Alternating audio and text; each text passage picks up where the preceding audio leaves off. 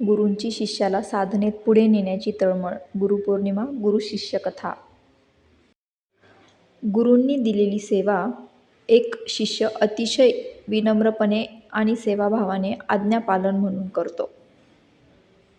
त्यामुळे गुरु त्या शिष्यावर प्रसन्न होऊन त्या शिष्याला स्वतःचा उत्तराधिकारी म्हणून नेमतात.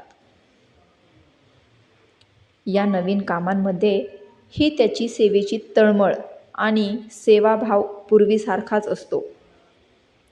काही काळानंतर दुसरा एक अतिशय कुशाग्र बुद्धीचा युवक गुरुचे शिष्यत्व पत्करतो आणि अतिशय कमी कालावधीत असतो.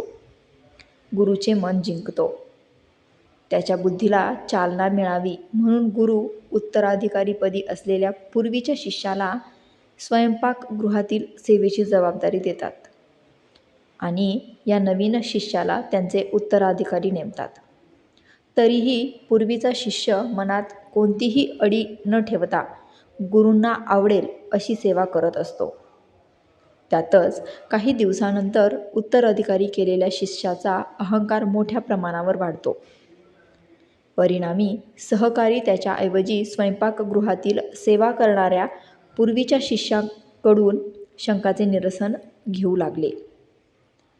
हे पाहून त्या उत्तराधिकारी शिष्याच्या मनात पहिल्या शिष्याबद्दल द्वेषभावना निर्माण झाली.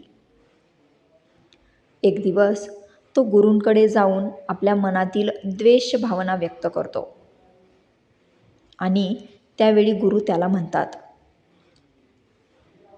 त्या शिष्याला मी उत्तराधिकारी पदावरून काढून हे पद मी तुला दिले, कारण मला तुला यातून शिकवायचे होते. सेवा कोणती करतो यापेक्षा गुरु आज्ञा शिरसावंद मानून भावपूर्ण सेवा जो करतो तोच गुरूंचे खऱ्या अर्थाने मन जिंकू शकतो. आजपासून तू आता स्वयंपाकघरात सेवेला असणार आणि तो शिष्य माझा उत्तराधिकारी असेल. काही दिवसानंतर हा दुसरा शिष्य गुरूंना घरी जाण्याची अनुमती मागतो. तेव्हा गुरु शांत राहतात. त्यांना या शिष्याने या काळात घरी जाणे अपेक्षित नसते.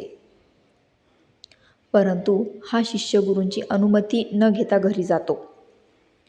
बऱ्याच काळानंतर तो परत येतो आणि गुरूंसमोर उभा राहतो. त्यावेळी त्या गुरूंच्या डोळ्यात पाणी येते आणि ते त्याच्याकडे केवळ पाहतच राहतात आणि दुसऱ्याच क्षणी कठोरपणे त्यांच्या उत्तराधिकारी शिष्याला सांगतात, याच्यासाठी आश्रमाचे दार बंद झाले आहे. याने येथून निघून जावे. काही वेळाने उत्तराधिकारी शिष्य न राहून गुरूंना विचारतो, आपण त्या शिष्याबद्दल एवढा कठोर निर्णय का घेतला? पण आपले नेत्र तर पाणावले होते. त्यावर गुरु सांगतात, त्याची साधनेत पुढे जाण्याची क्षमता भरपूर होती, पण तो घरी गेला आणि वाईट संगतीमुळे साधण्याचे सर्व वैभव आज भिकारी होऊन परत आला.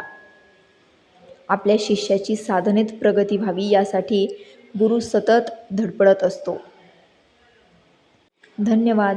तसेच आपल्या मराठी गोष्टींचे पुस्तक या यूट्यूब चॅनलवरील मराठी बोधकथा तसेच देवदेवतांच्या गोष्टी आवडत असतील तर चॅनलला लाईक, शेअर, सबस्क्राईब जरूर करा.